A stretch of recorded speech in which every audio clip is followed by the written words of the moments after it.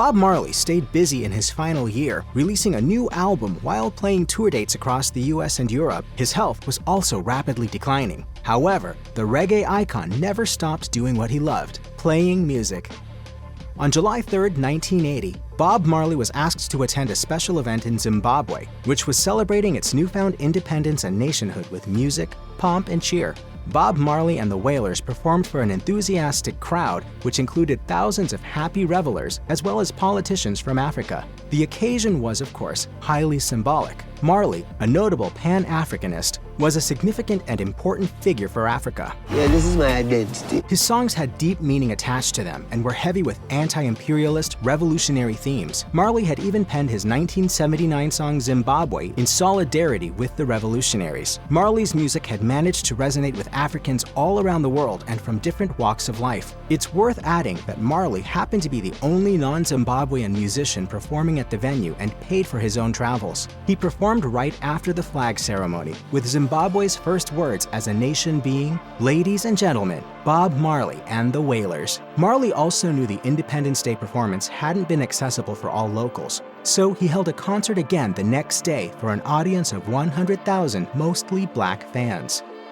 Marley was taken to doctors in 1977 and diagnosed with skin cancer. His cancer was detected from an unusual location, near one of his toes. He realized something was wrong when he experienced immense pain while playing soccer that year, and realized that pain didn't improve with time. As a result, he was forced to seek help. When doctors found the source of his problems, they told Marley that the best course of action was to amputate his toe to avoid the spread of cancer. He declined the offer and said doing this would be against his religious beliefs. According to Rolling Stone, Marley told his doctors, "Rasta no abide amputation." In Rastafarian culture, removing any part of your body is not accepted. An orthopedic surgeon advised Marley that a skin graft would help rectify his condition, so Marley opted to get the graft done, hoping that his troubles were behind him.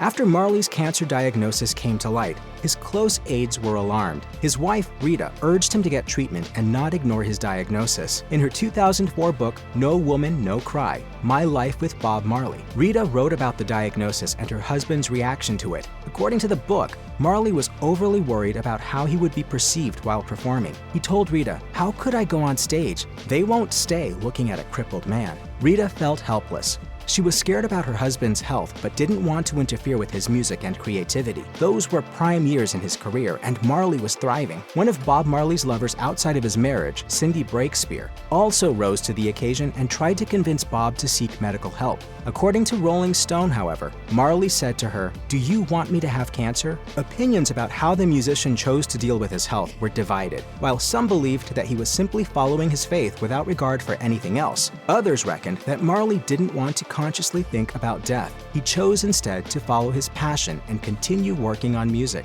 My richness is life, forever.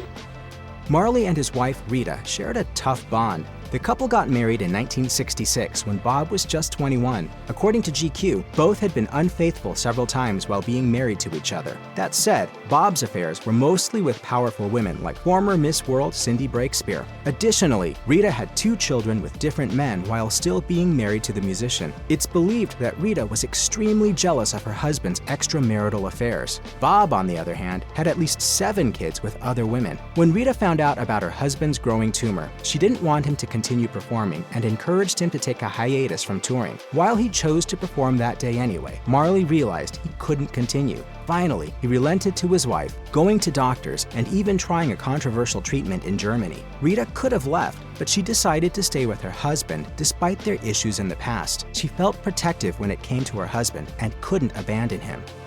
With his love for reggae, Marley hoped to speak about the things that mattered to him, like the difficulties that plagued his home country, Jamaica. The musician specifically wanted to communicate with audiences who didn't know much about Jamaica or Black history. While Marley did manage to have a significant impact, he sadly died before he could fully realize his dream. However, Marley did come very close to achieving it. As Rolling Stone notes, Marley had pretty much single-handedly pushed reggae into mainstream culture. Additionally, the singer dove into topics that many wouldn't touch and wrote candidly about Jamaican life. It's worth mentioning that Marley did manage to deliver hits and cover more ground than he could have imagined in his short life, selling 20 million records worldwide. The fact that he achieved this in a relatively short period is what sets him apart from even other famous musicians.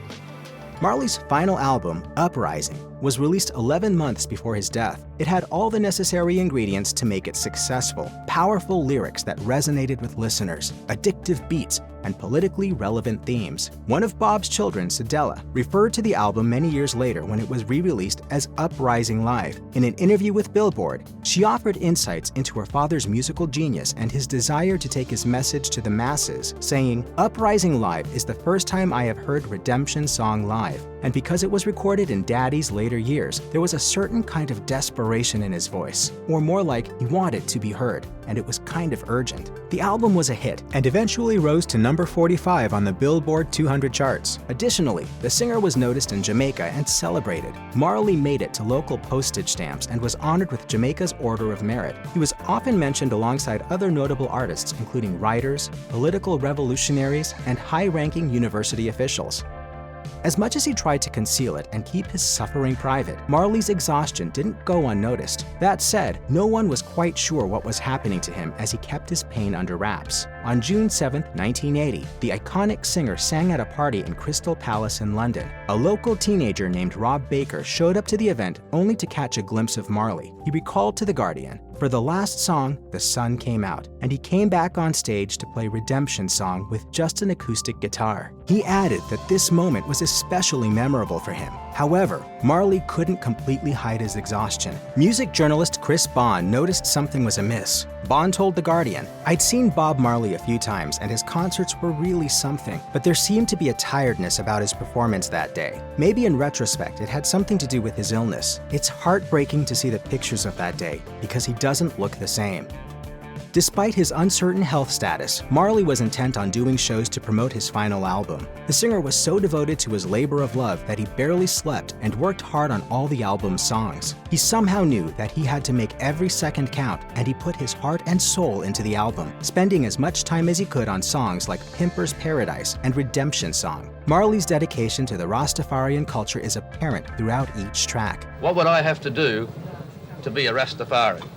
Well, the first need have to be born again. To promote Uprising, the singer embarked on a massive tour in Europe as well as in the US. Reggae was finally getting noticed because of his work, and he was determined to spread his message far and wide. The first half of the tour was extremely successful and well received. Marley then began touring the US with enthusiasm. However, his health took a massive toll on his performance. The night of September 23, 1980 would be Marley's last live performance. As a result, the tour had to be canceled.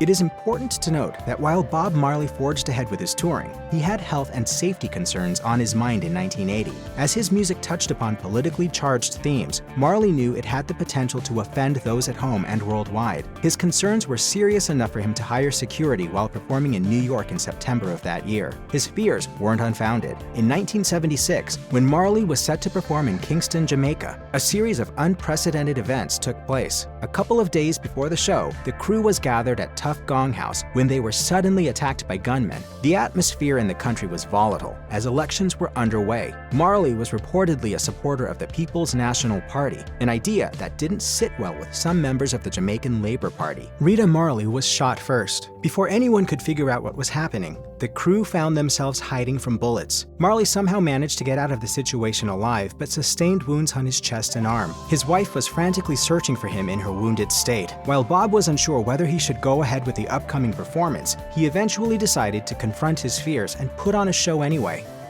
In 1981, Marley played Redemption Song for the last time. He was in Pittsburgh, exhausted but determined to play for his adoring fans. This would be his final concert before his health issues started dominating his life and made it impossible for the singer to perform. Even though he was tired and suffering, his lyrics were loud and clear as he sang. According to Rolling Stone, Marley played only his acoustic guitar during the performance. He was also sweating on stage and suffering as he sang about freedom. The music is more than music to me. It go further than music, you know.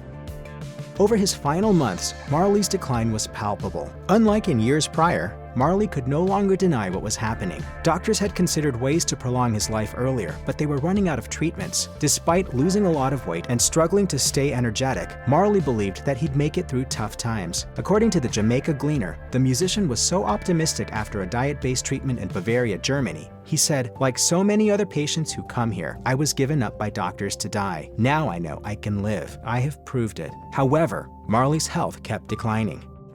After Bob Marley's death on May 11, 1981, fans around the world struggled to make sense of it all. Conspiracy theories soon began to spread as people refused to believe that he really died of cancer. Marley was buried in Jamaica, but lots of fans weren't convinced about the nature of his passing. A piece in NME highlighted some of the most common conspiracy theories regarding his death. Many believed that because Marley had a rising prominence as a political figure, the CIA decided to intervene and get him killed. The theory also suggested that he was given boots with radioactive copper wire inside them, which gave him cancer. There were even reports of a former CIA agent admitting that he had killed Marley in 1981. However, fact checkers later asserted that this was a hoax.